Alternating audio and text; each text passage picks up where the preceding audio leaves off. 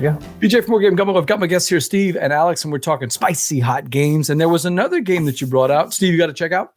No, I was just waving, saying hello. Yeah, I saw you were bringing out another hot game that may not make the show this time. So tell me about Mandala. We'll talk about it. I've been hearing a lot about this on social media, but I've never seen it in the wild. So we'll talk about it on the show. This was out of stock when I was first looking to get this, and it came back into stock on Amazon and scooped up a copy that way. So this is Mandala. It is another 2-player only game. I'll show you what it comes with.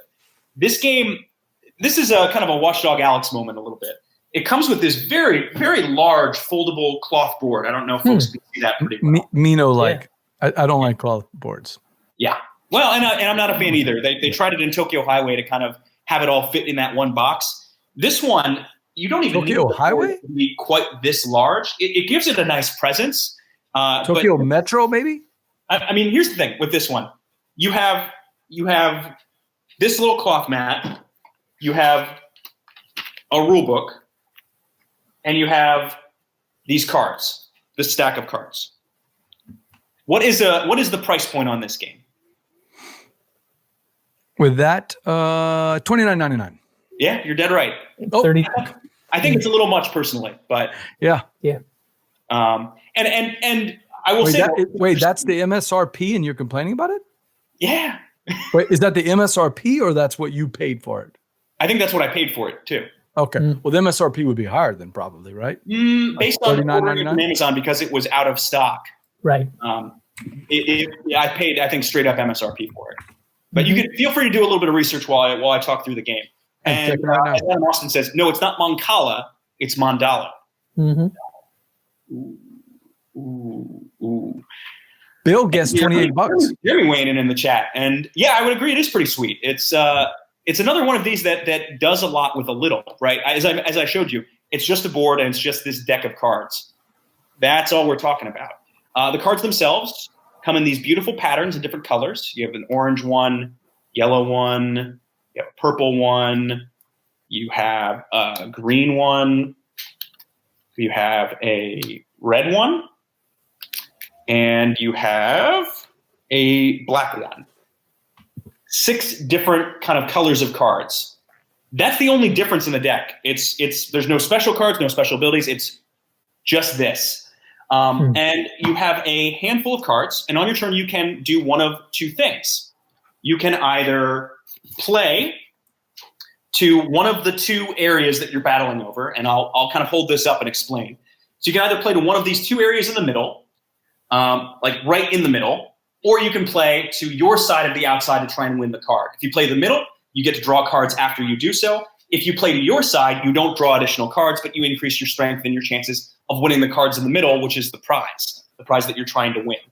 The trick of this is there are 6 colors, and the mandala itself won't do anything until all 6 colors are present.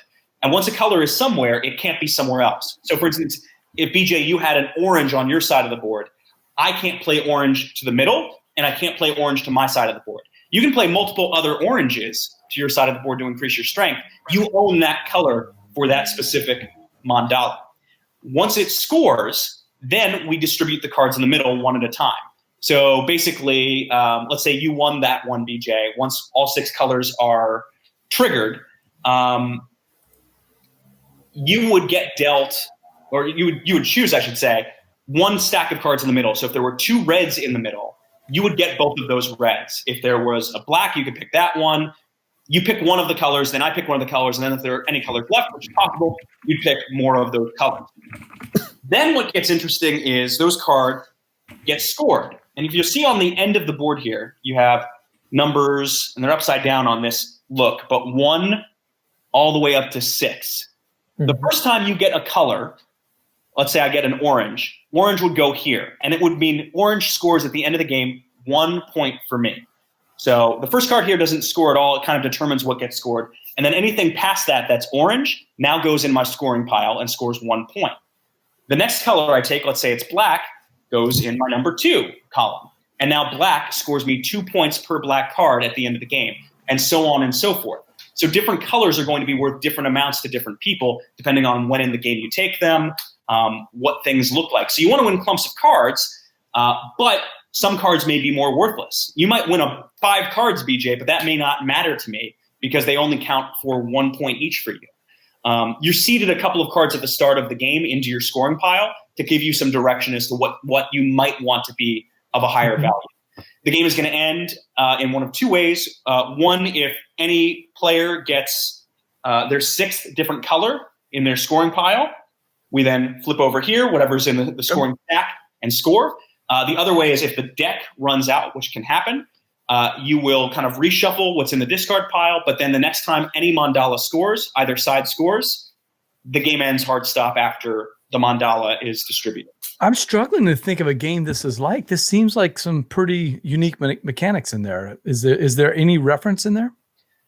I'm trying to think of what it would be most similar to. I mean, mechanically, it's dirt simple. Like if I pulled out a reference card for this, it's very clearly just, hey, you either play a card here to the middle and draw cards. You either play a card to your side and don't draw cards, or you the third option you can do is you can discard any number of cards of a color and then redraw other cards. So if a color is worthless, you can't play it in either stack, or you just don't want it and you have a bunch of them and you want to refresh your hand and you're looking for one specific color to try and trigger a scoring of a mandala, you can discard, say, 5 reds and draw 5 cards back, but that's your entire turn.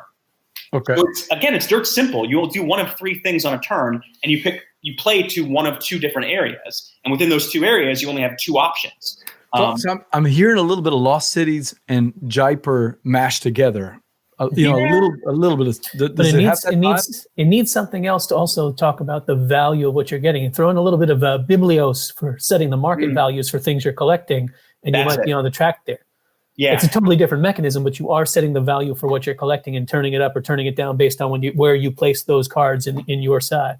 It's true, though, BJ, that in Lost Cities, for instance, different colors of cards are going to be worth different things to different players. Right. I may really covet this one type of card because it's more valuable to me, and you may find it completely worthless. Right. The value is different between those 2, and you have a sense. It's public information what cards are scoring at what values for me.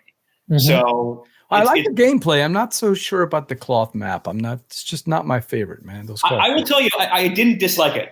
In terms of things in this game, this was not the thing that kind of bugged me. It laid flat enough. That's the thing with cloth mats that I tend not to like, is they don't lay bunch up. Yeah, exactly. Right. So it worked out well. And again, the game is a dirt simple mechanically, but I think there's a lot of depth there. There's a lot to it. What's the playtime we're looking at? It's about 20 to 30 minutes. Yeah, it's reasonably short. Not a lot of AP. I enjoy it a lot. Abby thinks for her it's a little too simple. Interestingly enough, that was her assessment of it. It was a little too simple. But again, we'll talk about that more on the show. But that's the other one that kind of came in the mix. Interesting. Well, Alex, man, thanks for chiming in with those 2 games. We got Matthew Aslan, the designer of the Ratcatcher. So stick around if you like solo games. I'm out. We'll see you later. Again, Alex Goldsmith, the Duke's Dice. Check him out on the next podcast. He'll be doing some some 2-player game reviews. Yes. See you later.